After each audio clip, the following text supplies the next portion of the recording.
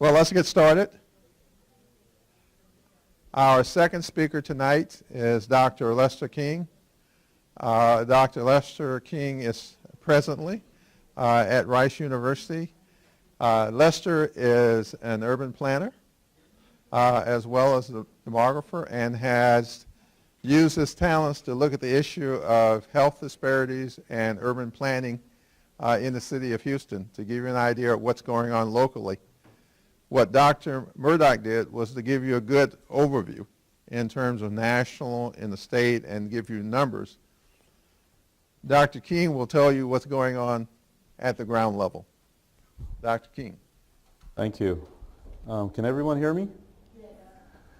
Okay, so I'd like to get a sense of who is in the room so I can understand my audience. I'd like to be able to translate some of the information that I've been collecting over the years into terms that you guys would be able to appreciate. So can I see by a show of hands how many people here were born in Texas? Okay, that looks like about 50% of the people in the room for those who are not in the room. And I guess the other 50% are from different parts of the country. How many people are from different countries? Okay, so I see maybe 4, 5, 6 different hands go up. Okay, it looks like the majority of the room are females. How many males? It looks like about 4 or 5 hands in the room. So there's a great deal of diversity here. So now let me ask a different question. I think there's a question that came up that I have, and I'm wondering how you guys in the room identify. How many of you guys in the room identify as white or Caucasian? Okay. How many keep your hands in the air. How many of you in the room identify as Hispanic? Okay. So did you guys realize on Dr. Murdoch's slides it said non-Hispanic white? So I'm gonna ask a question. I'm gonna ask you guys a question. Do you understand why? The difference between white, black, Asian, Hispanic? Do you understand? Who can explain that? In the front. Black, non-Hispanic, white. Basically, Hispanics are in terms of ethnicity, and blacks and Asians or others are a collection of other races.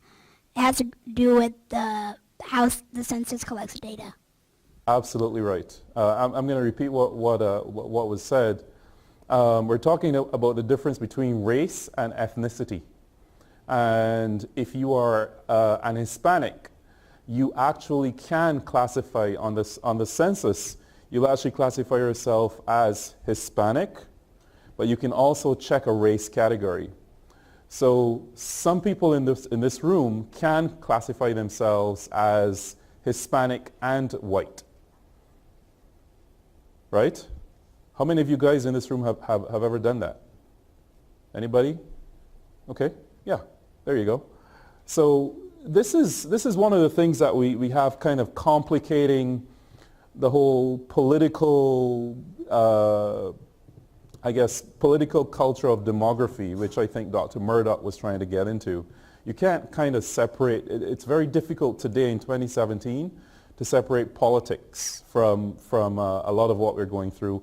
And quite frankly, race and ethnicity have no bearing on anything else besides politics, because there's no similar representative kind of differentiation between people in any other country in this world. It has no basis in ethnography, and it has no basis in anthropology. It's politics. That we separate ourselves by different races. We're not different races. Black, white, Asian. Those are actually not races. As you know, Asia is kind of geography. And I have many friends who are blonde-haired, blue-eyed, and they come up to me all the time, and they say to me, let's see which of you can actually get this joke. They come up to me all the time and they say, Lester, I'm more African American than you are. And they've got this big laugh, it's like, yeah, it's a big laugh, and we got a good... Does anybody understand why? I was actually not born in this country. But I am American today, but I wasn't born here. Anybody can venture a guess as to why or where they came from? Why that's a joke? South Africa, exactly right. So they are more African American than I am, because, I get that title, because they don't actually offer Caribbean American as a title, and they do not indicate themselves as African American on the census, right? So it's politics, quite frankly. So there's a question as to whether or not we should keep it. There's different arguments for or against. And Lovell asked me to offer you guys some questions so we can, we can't let you get away without a test, right? I think I'm going to make that one of my questions. And I really would like to see the results of what this class thinks about positive reasons for keeping the race and ethnicity designations in this country, and then negative reasons against keeping it, race and ethnic designations in this country. It's an open question. All right, let me start. I'm sorry that Dr. Murdoch left, so he can't actually join our discussion. Maybe we can discuss that a little bit further at the end as well. So this evening I'm going to talk about Harris County, the county seat for the city of Houston. The city of Houston is actually approximately half of the geographic size of Harris County. The city of Houston is approximately 660 square miles, and Harris County is twice that, well, a little bit more, about 1,700 square miles. In terms of population, it's also quite half and half. The city of Houston, as of last year, although the data I'm showing you here is 2015 data, but as of last year, it was 2.3 million people by estimate, and Harris County was approximately the same. So you've got the same amount of area inside the city as outside of city within the county, and exactly the same numbers of people inside the city as outside of the city within the county. One of the questions that was asked by somebody at I believe it was Lone Star, Lee College or Lone Star? Lee College. The question was regarding, again, the political identity of red versus blue. So the city of Houston tends to go blue, and Harris County went blue as well in the last election. However, the county judge, Ed Emmett, always says he doesn't like people looking at that and calling that Houston. Because when you do that, you conflate issues of identity. People within the city of Houston tend to identify with more urban characteristics, and people outside of the city of Houston within Harris County identify with more suburban and rural characteristics. How many of you guys in this room have driven any part of the new Grand Parkway? Wow, I'm so surprised. You guys should definitely get some kind of grade benefit for that. But that kind of tells me that a lot of you might actually be living farther out in the suburb. No? Okay, well, we'll find out afterwards then with the questions, because I'm really interested to know how is it that you came to drive this. Let me use the mouse for those who are tuning in on the screen. This is the 610 boundary, 610 highway, and it's about 10 miles across on approximately on each side. As you can see, the east side is a little bit shorter, but it's about 10 miles across approximately. And then approximately 5 miles out is the Beltway, which then obviously would be 20 miles across. And this is the Beltway 8 loop.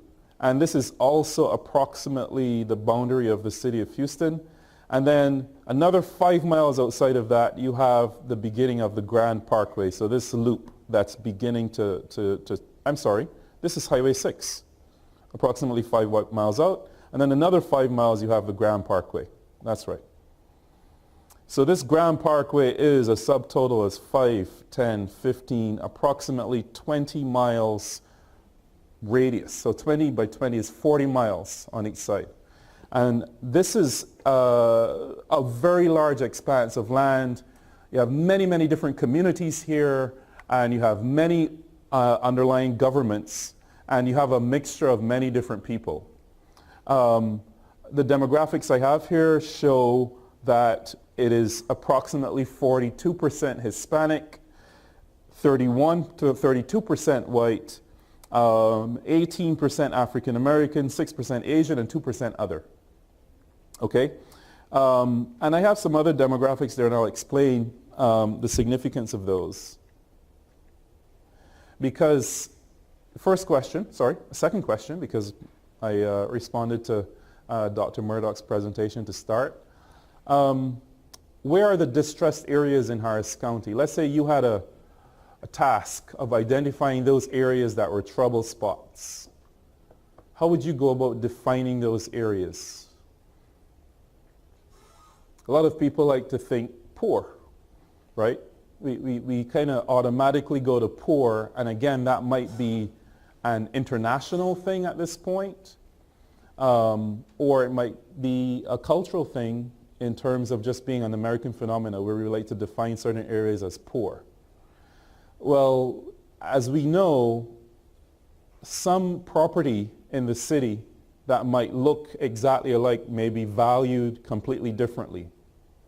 And so if that's the case, a home that's valued, for instance, in River Oaks, right? A 2,000 square foot home in River Oaks, a very modern, single-story ranch-style home, might be worth very close to $1 million. And that same property in the 3rd Ward or Midtown, 4th Ward rather, may be worth closer to $200,000. So how would we classify poor if you're going to have this discrepancy in housing prices? Another issue we have that Dr. Murdoch pointed out with his stats, his demographics, was what could be termed as underemployment, where folks who are minorities may not be actually earning the same amount of money for the same type of job as somebody who is not a minority, right? But they've got a decent job, right? And their house is worth less, and maybe the house was given to them by a parent who was living there for 50 years, so they're actually not paying any money in housing costs. Is that person poor? So it's very difficult to use just poor or poverty to designate the differences between areas. But we know that areas that are difficult and areas that have problems tend to be areas where people tend to be poor and they have more significant public health issues. But because we live in a very complex ecosystem, I'm going to call it that, and tonight I'm actually going to try to share with you some of the terms that you can use to describe this ecosystem of community or of city. Because we live in a very complex world, I'm going to share with you some terms that you can use also to describe the many different kinds of phenomena at work, all at the same time sometimes, in our day-to-day lives. So I found a study. It was a meta-analysis. A meta-analysis is an analysis of a broad analysis of many different kinds of sources, to try to synthesize the results into something that you can boil down to its essential parts, a meta-analysis. And this person reviewed Deru, a professor from, I believe, the University of Michigan. She synthesized a lot of research, and she found that studies which looked at poor areas, in inverted commas, or trouble areas, mainly in North American cities, all happened to be using the same, when she boiled it down, they were using these similar essential characteristics to identify these places. These places all had this one thing in common. And that's the list that you're looking at, these 8 kind of items. So as you can see, the list goes beyond poverty. And she was saying if you can measure an urban area and overlay areas that share these characteristics, you would identify areas that were trouble spots, right? So let's go through the list together. An area that has median household income below the average, right? So it has less money than the average area in a city. Makes sense, right? An area that has unemployment above the average. You see the difference between those two? Income versus unemployment.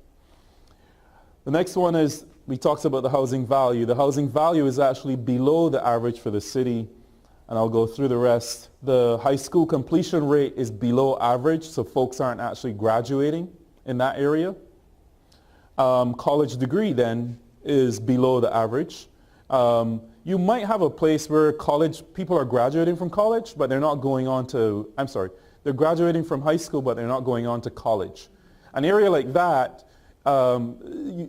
doesn't necessarily mean it's a poor area. It just means those people aren't earning as high as the people who actually graduate from college. So it's important to actually look at both, because between a high school graduate and a college graduate could be a person who is making a decent salary, a median income salary, driving a truck or being a plumber or an electrician.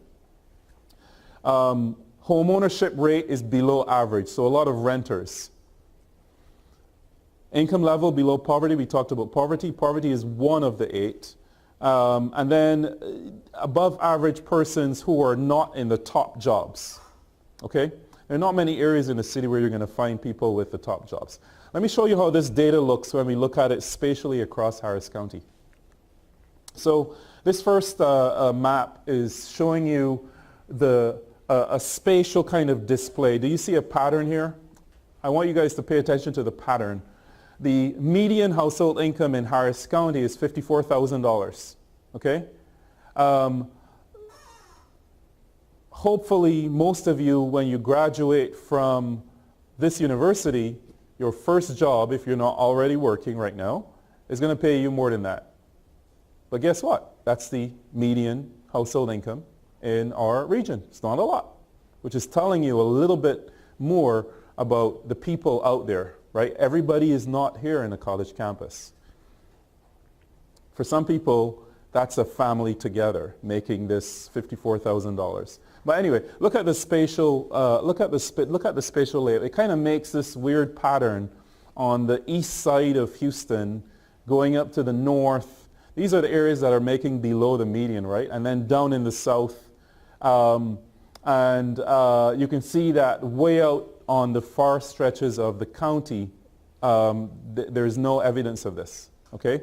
So look at the areas that are making above it and look at the areas that are below. But for now, look at the areas that are below, because we want to identify those trouble spots, right?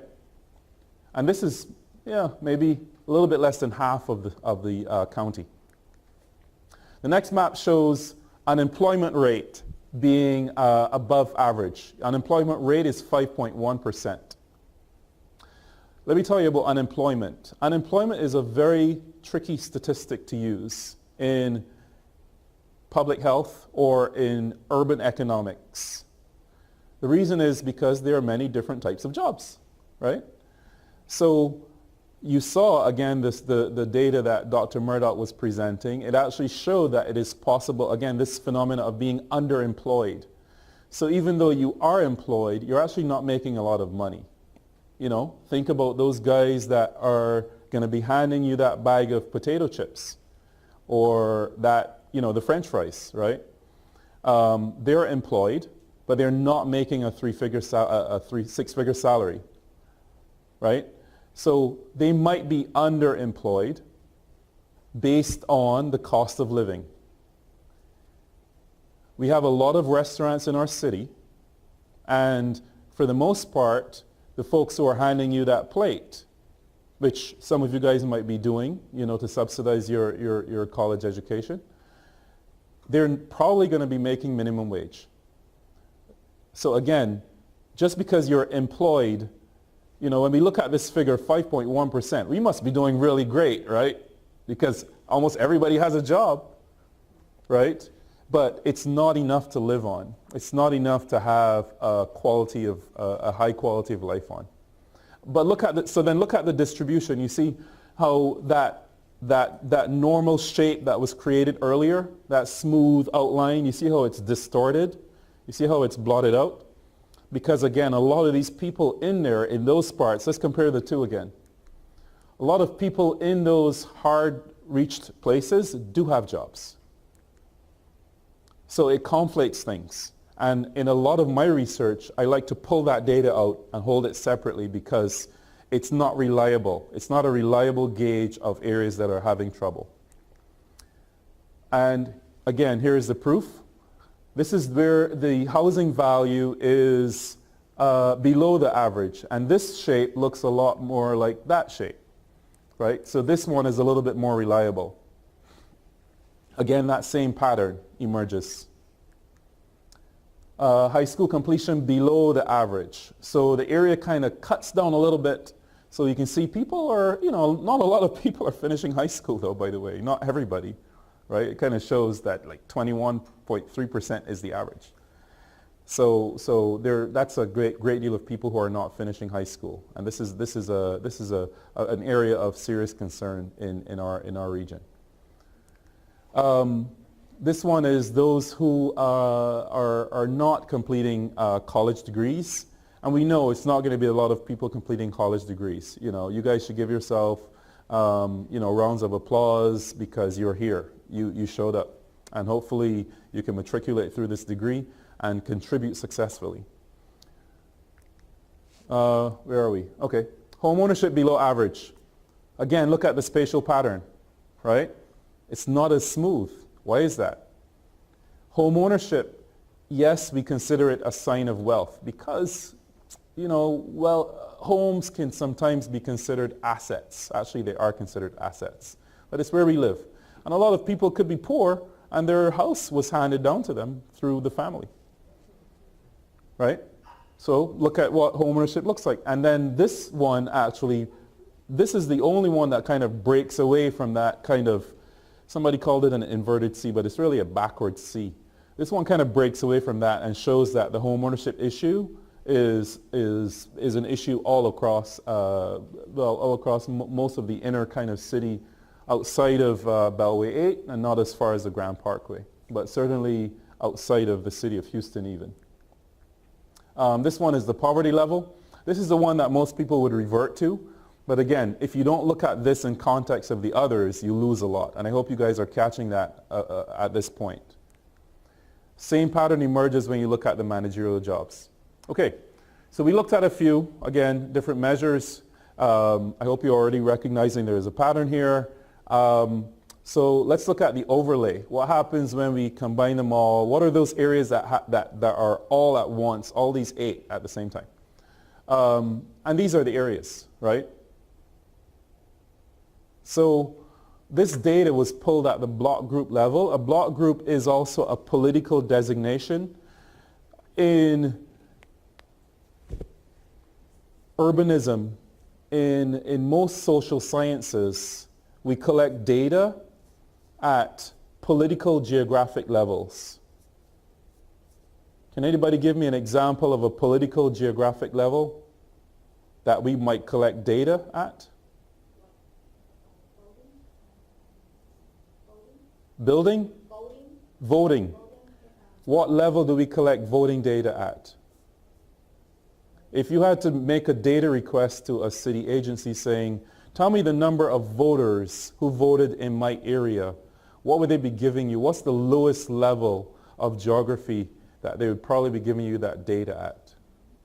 That's the example of a political geography I'm trying to get to.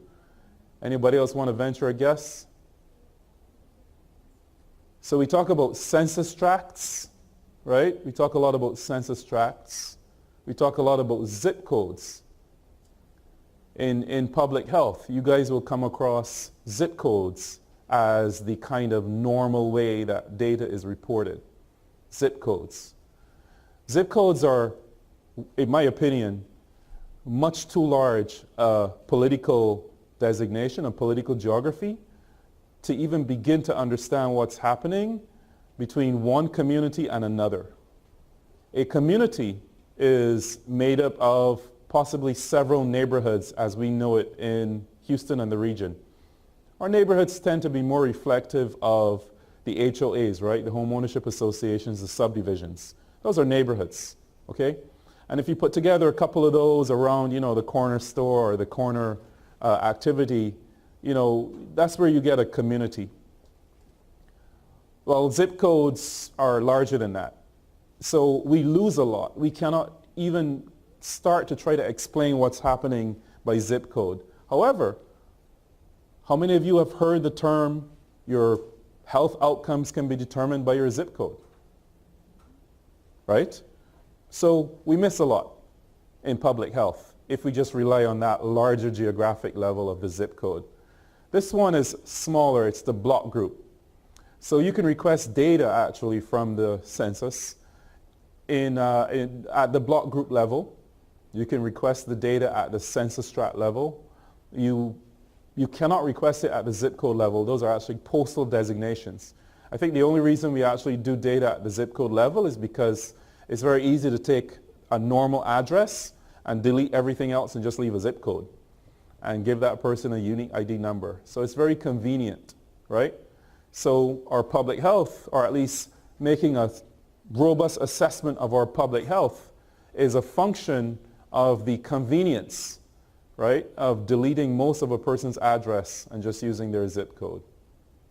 But you guys can do better than that because you're learning in this class that you can request data at a smaller unit of geography, like the block group. This is the block group. Block groups are political designations again, so they're not going to properly even be able to define your subdivision. You might have to put together a couple of them to get to your subdivision level. So what I did was to create a quarter-mile boundary around them to show you have those areas that are defined by block groups. What if you made a quarter-mile radius around each of those areas? A quarter mile is defined as a very convenient walk shed. So in urbanism, when we talk about walkability, we want to define places that are within a quarter-mile reach as the place where a person will conveniently walk to. A half a mile is not so convenient anymore, and it becomes more of a destination. So let's say you went for a Sunday stroll, right? Or let's say, an evening stroll. In the evening, you just want to walk around your neighborhood. You probably wouldn't walk more than a quarter mile in one direction. That's about a 10-minute walk, easy 10-minute walk. If you want to go a half a mile, that might be more of a Sunday stroll. But you're not going to walk around. You probably walk that half mile and back, right? Most of you won't walk that half a mile unless you had to get to a bus to get to school or work. And over that half a mile, you only do it if, again, that was a destination. That's probably where you're going to spend the rest of the day, or there was an event that you're going there for. So let's get some exercise. So I did a quarter-mile shed as kind of the neighborhood shed for these areas. So you can see that these areas take up a significant amount of our county, right? This is not an area that you should ignore, that we should ignore. This is an area, these are areas, this is an area altogether that we could probably focus our efforts for intervention, because maybe we can find some health issues here and also some other issues like those socioeconomic measures that we talked about earlier. How can we improve education in these areas? So it's a little bit of presentation on the context of Harris County, where we are today. And now I'm going to switch gears a little bit to frame a paradigm and epistemology on sustainable development. Again, these are terms, and I'm going to present this in a way that you can use this going forward in your matriculation. So hopefully by the time you leave here tonight, you guys are going to be sustainable development experts, right? Yeah, yeah. She's laughing, right? So the definition of sustainable development is development which meets the needs of the present generation without compromising the ability for future generations to meet their own needs. There are many people who, because of political reasons, try to change that title, that definition, excuse me, to suit their own purposes. And by doing that, they kind of, circumvent the intent of this definition. This definition was created by a group of world researchers, and many countries participated in this research effort. And together, they came up with this and published a book on it in 1987. It's been around since then. How many of you guys knew the definition of sustainable development before tonight? So this is probably the leading normative, presumptive prescription on how we should achieve quality of life. It is the holy grail in achieving quality of life. If you go to if a developer comes to the city and says, I'm going to build something and it's going to be sustainable, right? It's going to be a sustainable development property. Then most people think he's going to build something quality, right? But what does that mean? If we're not even privy, or it's not in the newspaper every day or on the lips of our political commentators, people aren't talking about it. We tend to not be able to digest the meaning of that and then apply it in our own work. So let's talk about it. So the definition, I have underlined there these blue areas in bold also, which are kind of the focal kind of important components of this definition. So it starts with the word development. And that's significant because here what we're talking about is that we should develop as opposed to grow. In many cases, we think that growing and getting bigger is better. But this group said, no, you can't just grow exponentially because according to physics, it's impossible, right? You can't just grow and accumulate all the money in the world. You yourself can't just grow because you'll end up being too big to move, right? So there's a physics component there. In economics, you also cannot accumulate all the money in the world. So you at a certain point, you're not going to be able to grow to get more money. So what you actually want to do instead of growth is development. We want to develop our communities. We want to develop our minds. We want to develop our kids. And we certainly want to develop our cities. So if you see a city come in and say, we were so great last year, we grew by 1%. And another city walks in, oh, that's nothing. We grew by 20%. We automatically think the one who grew by 20% did better. Sustainable development says, no, wait a minute. Let's not just count growth. Let's think about development. And let me share with you an example that brings that point to bear. We just had an amazing, I had to bring in the flood. I'm sorry, I was thinking really hard and it took me long enough. Got to bring in the flood. All right, so we just had a flood, right? And people lost a lot. You know what I mean? People lost a lot. So we will measure the economy according to this measure called the GDP, gross domestic product. Okay? We lost a lot. Don't forget, a lot of people lost their pants, literally. We're going to have this measure called the GDP.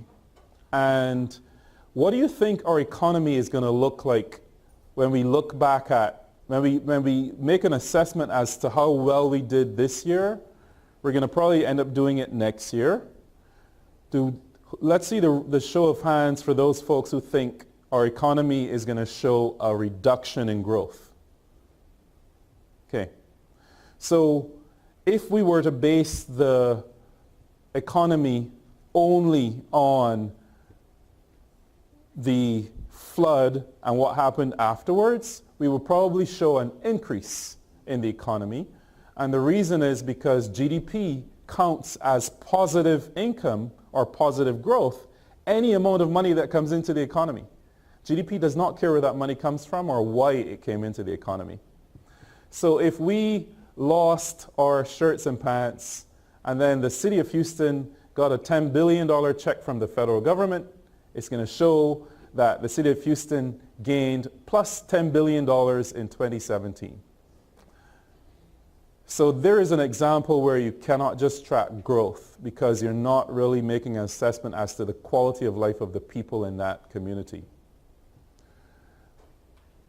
We talk about the needs here in this definition, and that's specifically in opposition to talking about the wants of people. What are the needs? How can we actually define what needs are?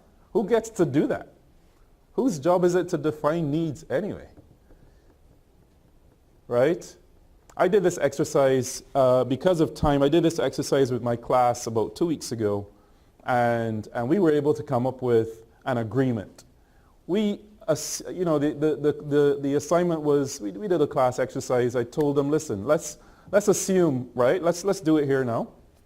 Assume that we, in this group, were the elected officials in Houston. And we had to agree on a set of needs, right? Well, there are ways that I could give each one of you a sheet of paper and say, write 5 needs on there, everybody. And I could collect all those pieces of paper, maybe hire a student assistant, maybe not me doing all of it, Hire a student assistant for a minimum wage or less, right? Yeah. He's going to be happy too. So get that person to synthesize, this is a it's not really meta-analysis, just synthesize the results. And I show all the results that were similar, right? And I show how many people voted for that one result. And then I say to you guys, okay, based on your responses, here is the top 10. We just agreed on needs. So the prospect of somebody coming up for other people's needs is not so far-fetched. Our elected officials do it all the time for us. We kind of hope that they do it to our best interests. And that's why we get the power to vote in this beautiful country, this democratic country, right? If we don't think they're representing our needs, we have to vote them out. But the definition here doesn't say wants, it says needs. So we have to be darn sure that these people are representing our essential needs. And if you guys who are really interested in kind of looking at that topic, you can look at the work of Abraham Maslow. Maslow came up with an epistemology to define human needs. Basically came up with a pyramid, and he says if you don't have your basic needs as a given, basic needs would be shelter, food, security, even a job. If you don't have these basic needs, you cannot aspire for anything above just getting those things. Think about that the next time you see in maybe a poor community or a bad community, guys acting crazy or doing strange things, right? People are pointing their fingers at these people saying, hey, they should know better. They just want to do whatever they want to do. They're terrible people, right? Why don't they just pull up their pants and be good citizens?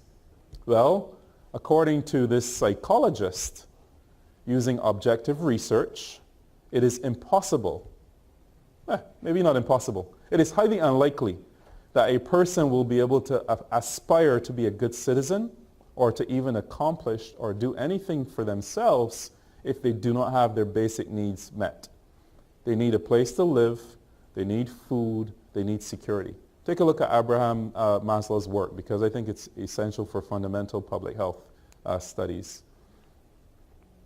And then we talk here about the present generation making plans for the future generations. What that means is we can't think about ourselves. How many years should a long-term plan be defined by? Who thinks 18 months? Do I have any 18 months, three years? Anybody 3 years, long-term plan? 3 to 5 years, long-term plan, going. Anybody 10 years, 10 years, long-term plan, 10 years. Anybody 15 years, long-term plan? Anybody 20 years, long-term plan? Anybody 20 years, long-term plan? 30 years, 40 years? Nobody went over 15 years, right? So our presidential kind of cycles are 8 years, right? So, and that time goes by pretty quickly.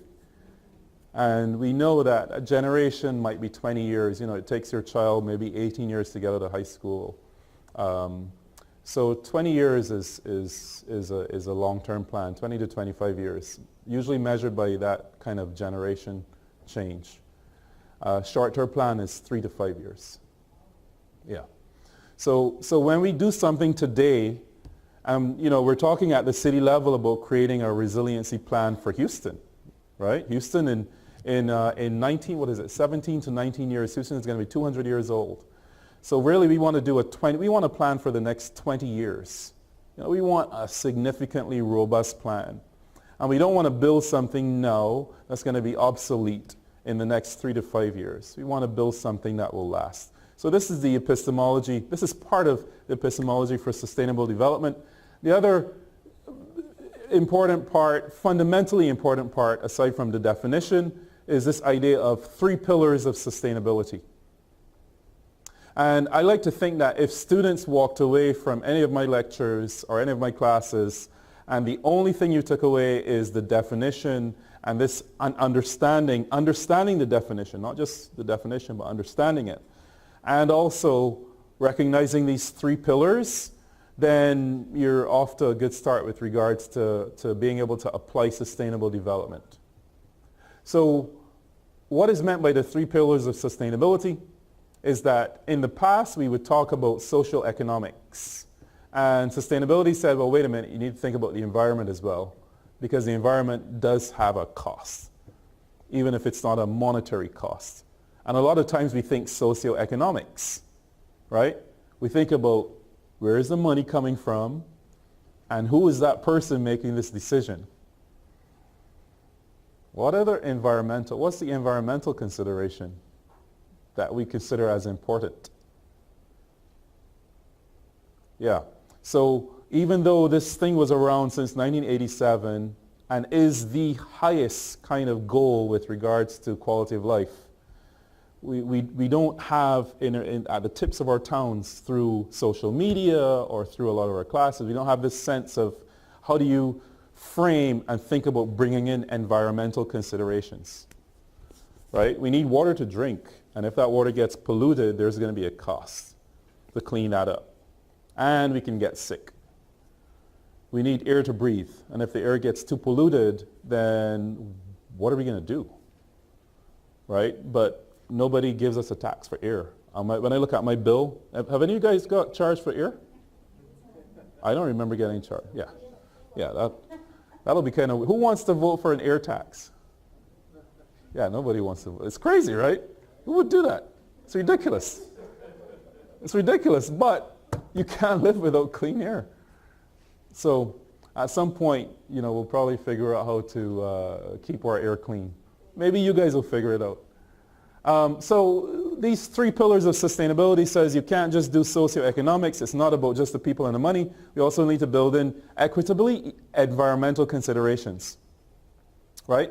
Equally, social, economic, and environmental considerations. So different people have, the researchers went wild on this one, right? Because it's like, oh yeah, well, what does that mean? We can probably arrange this in different ways to, So I showed here 4 examples, and there are many, many more of how you can arrange these things really. So go home and play with it, play with these 3 things. The first one on your left, on the left of the screen, shows these 3 circles intersecting in the middle. Some people like to point at the middle, 3 circles representing discretely social, economic, environmental considerations. And the middle is sustainability. So if you can equally share all 3, you get to sustainability, right? That's a really nice equal thing, very nice. Some people like to play around with the intersections of 2 of them, not all 3. What What if you had equal on two, like the social and the economic? Some people like to name what that thing in the middle would be. I've never seen two of these things looking the same. Everybody comes up with their own thing for what the intersecting thing should be. Usually people agree that the middle is sustainable, and people choose different names for the intersecting of the discrete twos. The third one is very interesting, right? Some people make the circles different because they say, we can't be equal because maybe the environment is the biggest thing and people are the smallest thing. Or rather, people are smaller than the environment, and then the economy is a subset of the people, right? So that's getting into politics with regards to which is more important. But maybe you can see how these different ones can apply. I try not to shove one of these solutions in anybody's face and say, this is the one that you should use, because I think different ones can apply for different things that you're working on. Some people, you know, what I don't have on here is the triangle. Some people have a triangle and basically have, I've seen social at the apex, I've seen economy at the apex, and I've seen environment at the apex. And the last one is these three pillars. So these things are called, you might see them referred to as the pillars of sustainability. You might see them referred to as the three-legged stool. But the point is, the other important component is everything can be or should be evaluated based on social, economic, and environmental impacts or effects. And I'll explain that as we finish up the presentation. So that's what I did here, an exercise at applying the three pillars to different components within urbanism. Okay, so let's think about housing. Housing, call it health, we've got schools under the social pillar, and healthcare delivery under the social pillar. Under economics, transportation is money, by the way, because it costs money to manage that car, and your time equals money that you're spending on the highway. So if you're stuck in traffic for 45 minutes, that's 45 minutes you should multiply by your hourly wage or salary, whatever that is, and that's how much money you're spending for transportation. You shouldn't discount that cost. Also, companies have to factor in transportation costs in terms of getting goods from one place to another. That's why you get charged for a shipping fee. Part of it is also the time, not just the cost for the car, or the truck, or the plane. Under the environment, most people recognize what those are: parks, trails, food. Food can fit under this because we're talking about where those things go.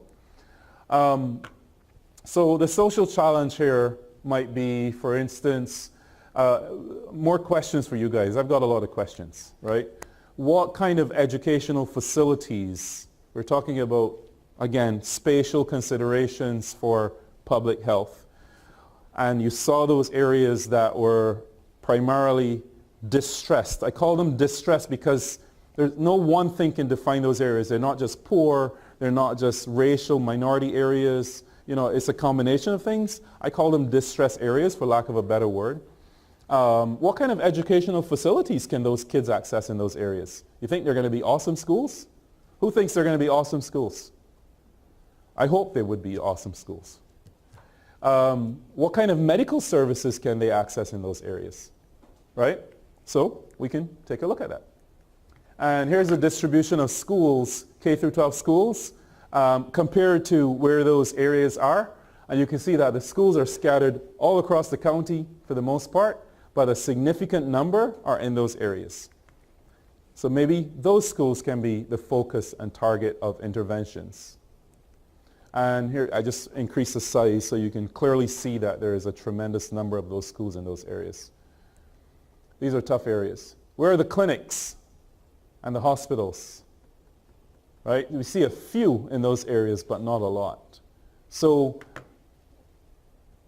I think we were able to get to the educational component because politics got involved, right, in the 60s, right?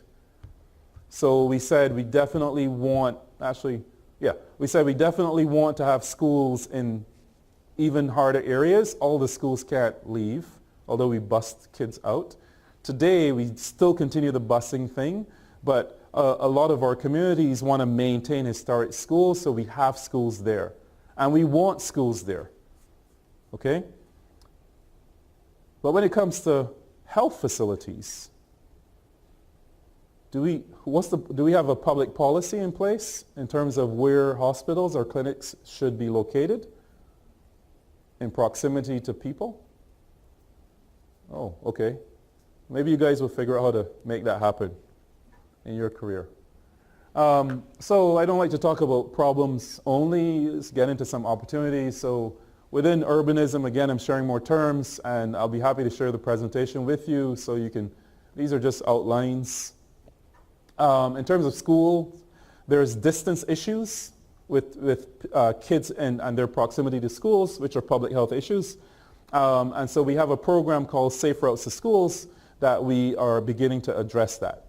In terms of the school environment, right, inside that building, what's happening?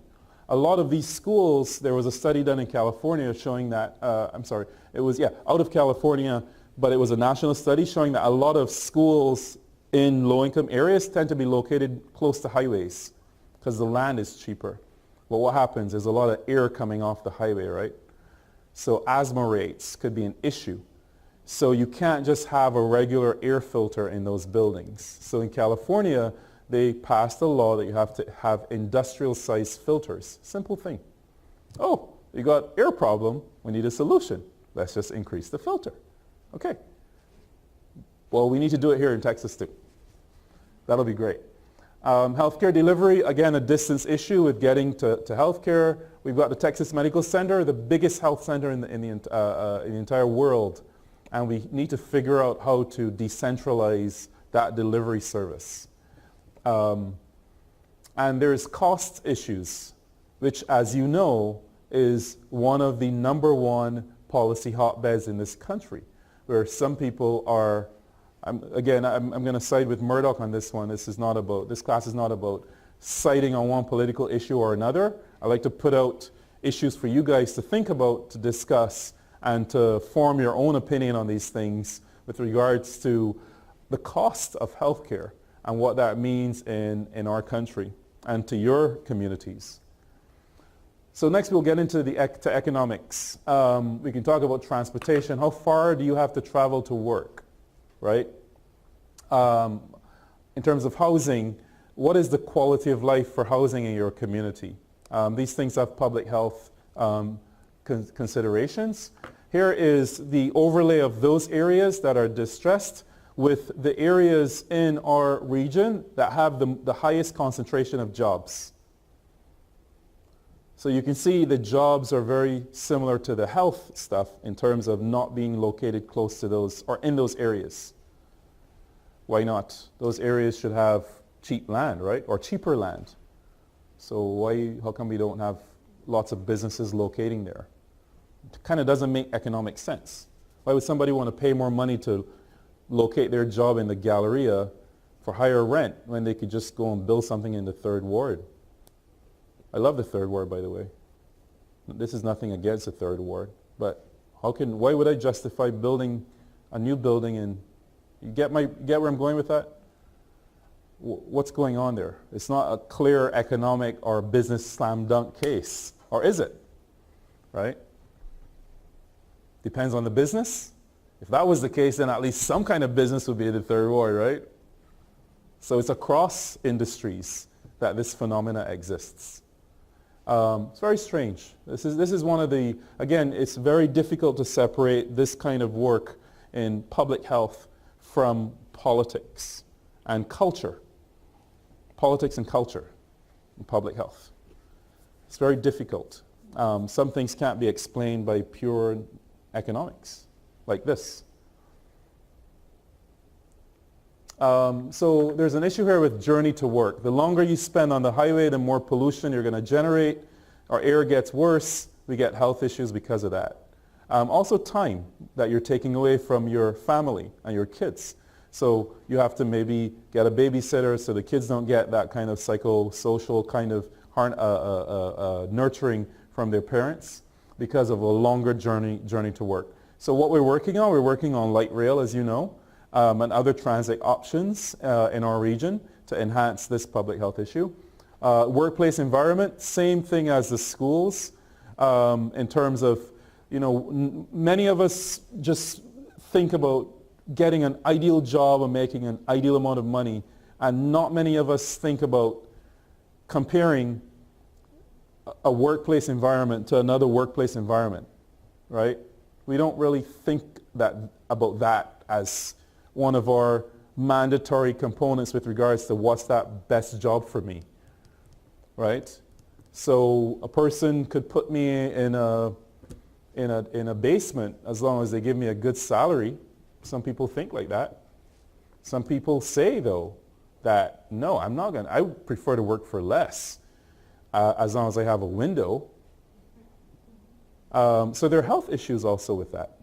If you're not seeing that sunlight, you're going to be affected. I don't know what you're going to have, but you're going to be affected by not seeing that daylight. So LEED, USGBC, US Green Building Council came up with these LEED standards to, again, make a prescription for how buildings can be designed to increase quality of life. Housing, again, distanced from work. It's a distance issue. We want to be located closer. We can build our homes actually closer to where the jobs are. Unfortunately, we have a federal issue today where the federal government is saying we shouldn't be just spending money in the distressed areas, because what we end up doing is increasing the cycle of, listen to this dilemma, right? Our city government and our mayor is presently fighting this fight with the federal government. And his argument is we should invest in our distressed areas to make them better.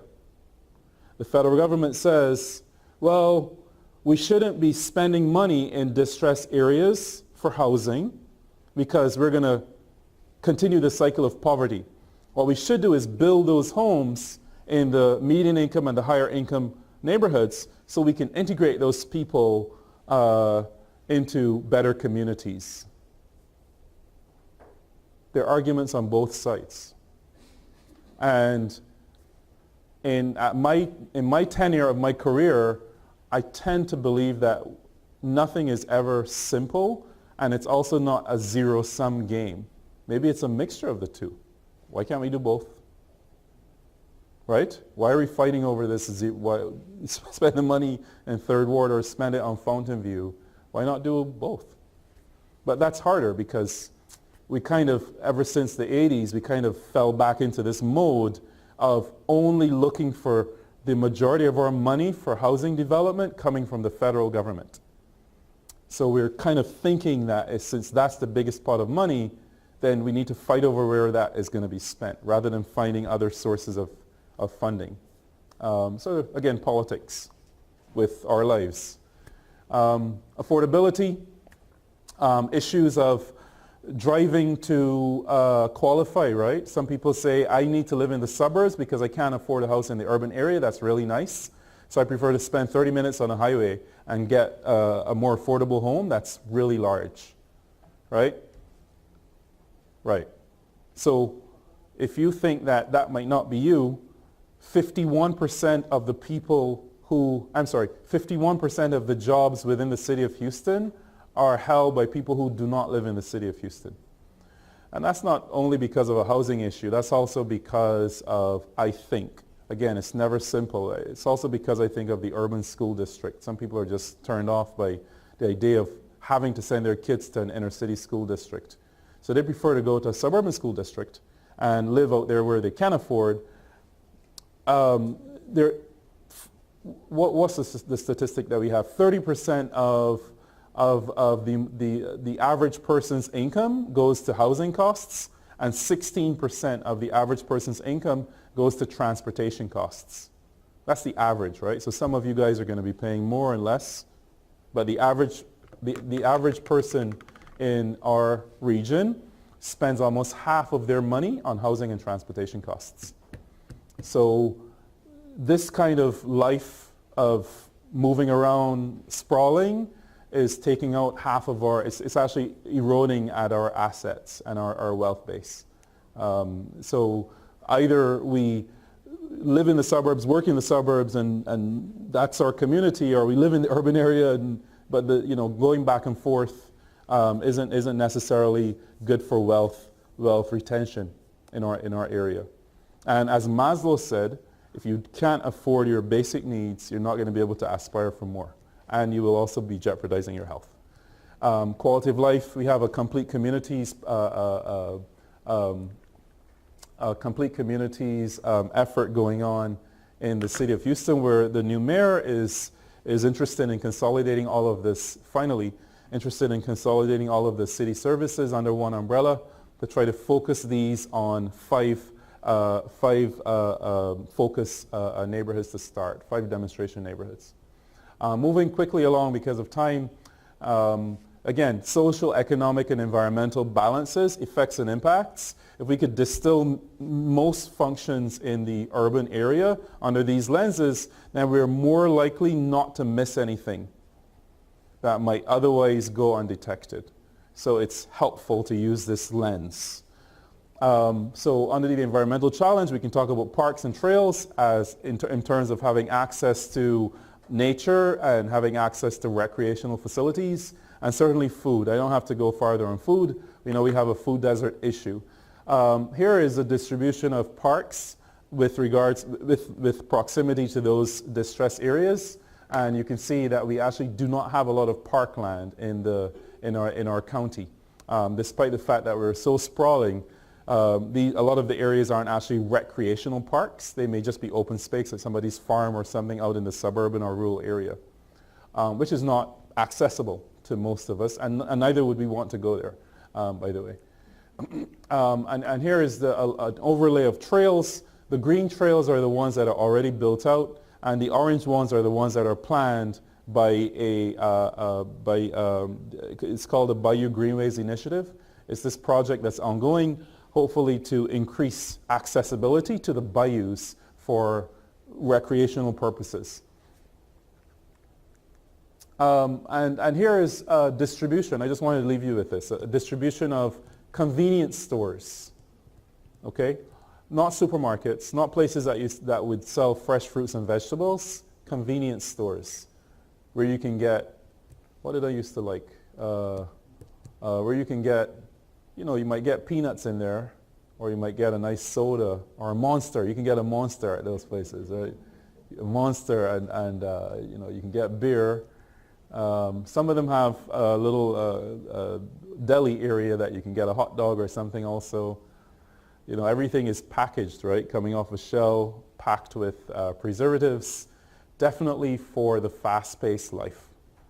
And as you can see, there's no shortage of those stores throughout our county. Most of the county is a food desert. So the Bayou Greenways project we mentioned in terms of distance from parks, in terms of amenities, we've got to do it with public-private monies. We don't fund parks enough, so we have to do it with private monies, which means, unfortunately, some areas are not going to have as much money as other areas, and then they don't have as many park facilities. Food, similar issue with public-private partnerships. There's an interesting phenomena, though, in our community where we have a very large number of Hispanic persons, and that community has been able to support cultural grocery stores, right, the Hispanic kind of markets. We have similar types of things for other immigrant groups. I'm not calling Hispanics immigrants. I just made a mistake there, excuse me. We have similar things for immigrant groups. Where you might have a Nigerian store, an Indian grocery store, or even a Syrian store. However, what do we have culturally for Caucasian white persons, and what do we have for black persons in terms of specialized grocery stores? Which means if you are black or white, and you are middle class or below, then your chances are you're in a food desert. And the probability that you're in a food desert is much higher than all the other groups in this country, unfortunately. So I gave you a few items as part of our short discussion, as you can tell, I like to talk, a lot of hot air. Here's a longer list of things for you to think about, but what you should take away is that this is an exercise that you can apply to almost anything. You can apply it to your home, you can apply it to your work. Just give some thought as to what are the possible social effects or impacts of certain things, what are the economic impacts or effects, and what are the environmental impacts or effects. And if you can do that while thinking about your needs today and making plans for the needs of the future generation, then you're likely to have a more sustainable future. Thank you guys very much for your time.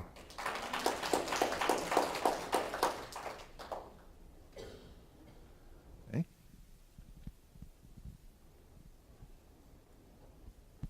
Thank you. Good presentation. Okay. I got a question for you that affects, to me, all of them: social, mental, psychological, emotional. I didn't see anything concerning all of the, in those areas that you're talking about. I'm specifically talking about the distressed areas. Who decides in our city, local city, I guess it'd be Harris County, what businesses are allowed to form in certain areas? So I'm speaking of African American areas where they are polluted with liquor stores, clubs, convenience stores that are really basically are undercover, probably drugstores. But who decides where those businesses go primarily in the African American areas that I see?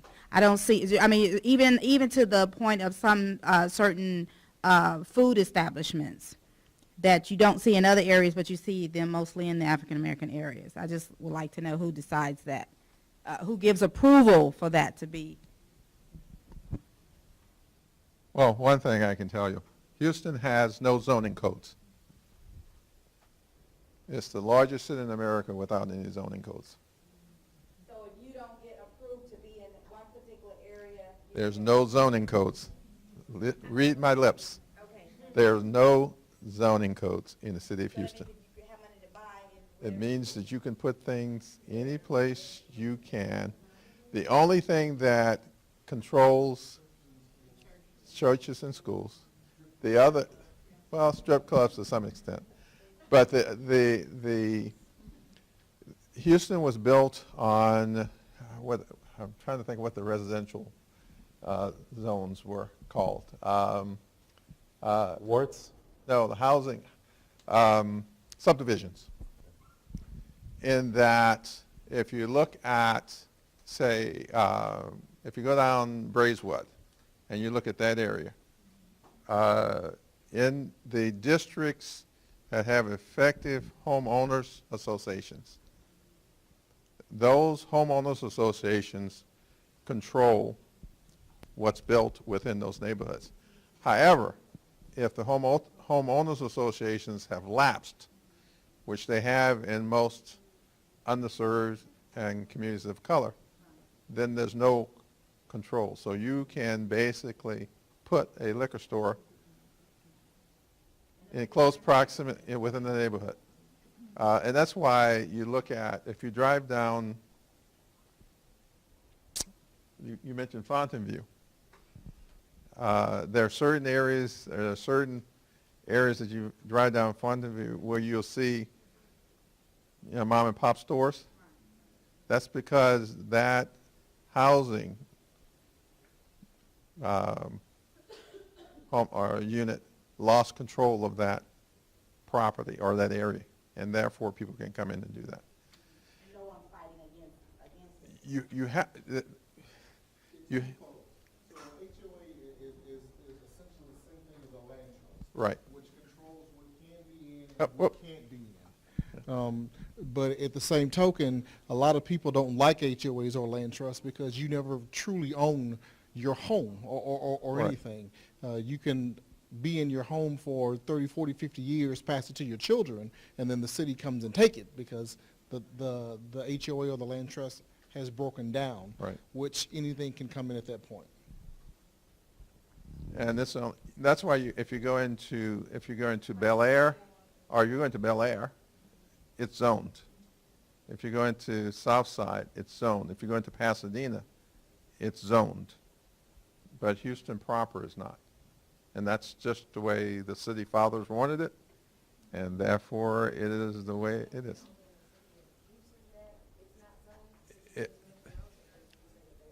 They are zoned. Pasadena is zoned. So you can go to the city council, you can go to the governmental authorities and petition and fight certain things being built within your community. In Houston, as I said, the only thing that has jurisdiction in terms of proximity are churches and schools.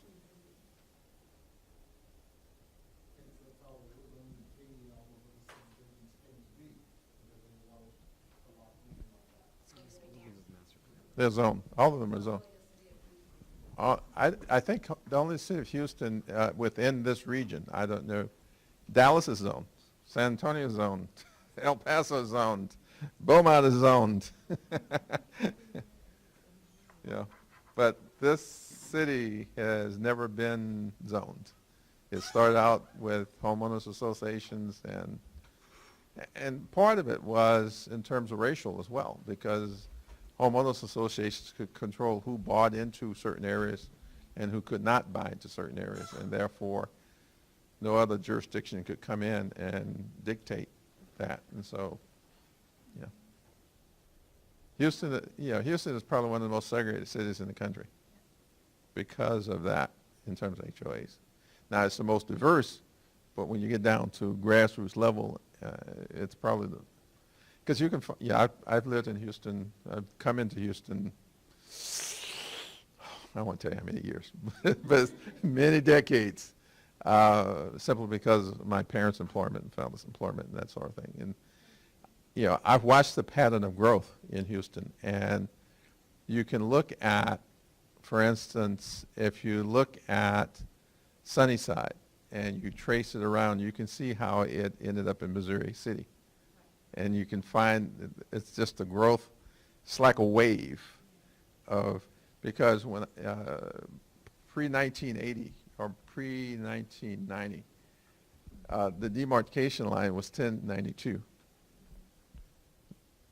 Persons of color on one side and whites on the other side. Quail Valley was like 99.99% white, and that demarcation line was right there. And no realtor would take you on the other side to look at that property, because the homeowners association on that side was very strong in terms of controlling who bought and who didn't buy. And it's only been in recent years that that's kind of broken down along those lines. But you can follow the pattern of communities, like the Asian community going out in Bel Air. You can follow the wave out that, and so it's population growth in terms of movement, in terms of force of numbers. That moves in that direction.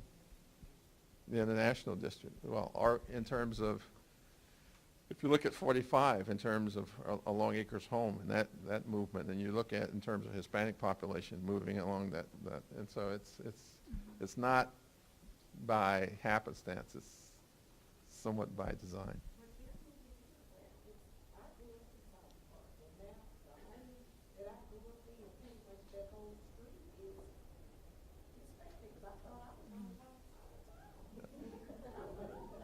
But as I said, the growth is by numbers.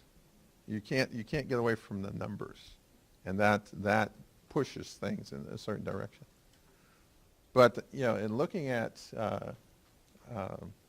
your presentation, the idea, what struck me was the clinics.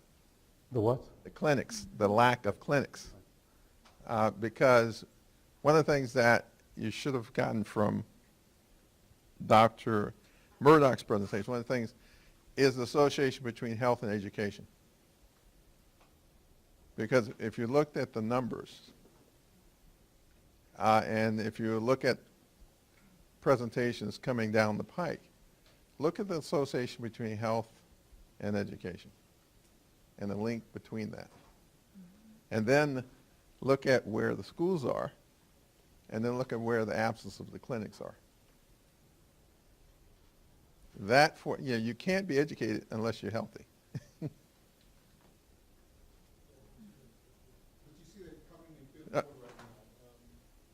Whoop. Remember, I got about half the number. But you see that coming in Fifth Ward right now with the additional clinics and schools that they're trying to build there, even with the tearing down of Wheatley and trying to rebuild. And if you drive through Fifth Ward right now, you can't find a lot that is not for sale that's owned by one-off. There's 2 companies in Fifth Ward that have pretty much gone in and bought everything up. But that's because of the city's revitalization program. We as African Americans or brown people, we sell moderately and we buy cheap further out. And then when you try to come back, you can't afford it because it's been sold at a much higher rate. I have a question. Sure. I have a question So to that. I want to just, I always find it very interesting when I present this kind of discussion that everybody has an opinion, right? Because what we're talking about is people's lives. And I always feel as if, we missed the mark by not sharing more of this kind of information out there to enable folks like yourselves to have, better conversations, more comprehensive conversations covering things. You mentioned, the gentleman just mentioned land banks and HOAs. So HOAs has been the vehicle through which segregation and zoning, by the way, originally started in this country. Not segregation, zoning. And back in 1926 in Ohio, a subdivision decided they wanted to stop an apartment complex from coming in to bring other people in. And they fought it, and it went all the way to the Supreme Court. And that's how zoning came about, giving local governments the ability to segregate different areas, different land areas within a municipality or area for different uses. I think before I get into land banks, I'd like to present to you guys, you've heard a lot about the whole zoning topic recently post-Harvey. So the zoning that was created in 1926, we should call Euclidean zoning. And this is the strict separation of land uses by type. So we separate between single family, where people live, commercial could be apartments or businesses. We'll have industries as a separate designation. We'll have government facilities as a separate one, and then parks. So you can't have those different things in one area. You might do a mixed-use area also. That's called Euclidean zoning. So in contemporary planning and ever since sustainable development, what we talk about, what we just mentioned, was accessibility. We actually want to have businesses in our neighborhoods that are good businesses, right? And we want to have clinics there. And we want to be able to have proximity to jobs. So we don't want Euclidean zoning in contemporary urbanism. But what we do want is still the ability to prohibit land uses that are incompatible or that we don't want. That are detrimental, that don't meet our needs. Right. So how can we do both? So contemporary planning is not strictly against contemporary planning is not against zoning. It's against Euclidean zoning. But what we advocate for is the ability to develop mixed-use places that fit the kind of communities we need. So we found that it's better, rather than regulating what the land can be used for, we regulate how things are designed while built on that land. So for instance, if you're downtown and you put a regulation saying anything built down here has to have glass on 75% of the frontage, it means a guy won't put a pig farm down there, right? Because pigs and glass don't kind of get, it's a little bit too expensive. By the same token, you could regulate the height of a building for a neighborhood. You can't build anything more than 4 stories, right? And that prohibits somebody from bringing a skyscraper in. So if you can regulate by design, and that would prohibit, in many cases, the ability for some people to come in to do unused things. So again, by evidence of not having an enlightened discussion is people throwing out there, if Houston had zoning, it would be better. Well, actually, we wouldn't be better because we wouldn't be able to have access to anything. It'll be worse, in fact. But we would probably get those businesses out of the neighborhoods that we didn't want, at least. Now, with regards to the land banks, there are many people who feel as if to prevent a neighborhood from gentrifying, we need to own the property, and that way we stop developers from getting it. But the minute you turn it over and sell it, guess what? It's on the market. So you're kind of up a creek. So I say that to say that land banking isn't completely bad thing. It's actually a solution for preventing an area from changing. But you are right in that both of those structures, the HOA and the land bank, require management and require people to care about those things to preserve them. So land bank is actually a good solution to prevent an area from gentrifying. And an HOA at the same token is not a bad concept. An HOA is actually a very good concept because, quite frankly, you could in an HOA regulate the size nails that can be used in that community. And the city of Houston can't stop you from doing that because the HOAs are given their authority from the state of Texas. So you're kind of at the same level as the city of Houston. You can't kind of go against their rules, but you can create other rules. So they could be very restrictive. At the same time, they could also be very prescriptive. So a community that doesn't have an existing HOA or subdivision regulations should try to develop one as soon as possible, because that's the only way you can really control what goes on in your neighborhood, right? And together, those two mechanisms can be used quite successfully to manage a more sustainable future. That was a question in the back? Yes. Yes, so what's going on in my community is I was raised in a predominantly African-American community where 85% of the homes was homesteads. So when the elder... Acres homes? Acres homes? No, Bear Station, Texas. Whoop, whoop. So, so I've seen has happened is when the elder pass away, the younger generation doesn't know about taxes, and then they end up losing a house. So is that the same thing as a HOA or? Taxes? No, like with the homestead. Oh, homestead exemptions. Yeah. Yeah, Because in that's our not the community, same it's thing just at not all. a- That's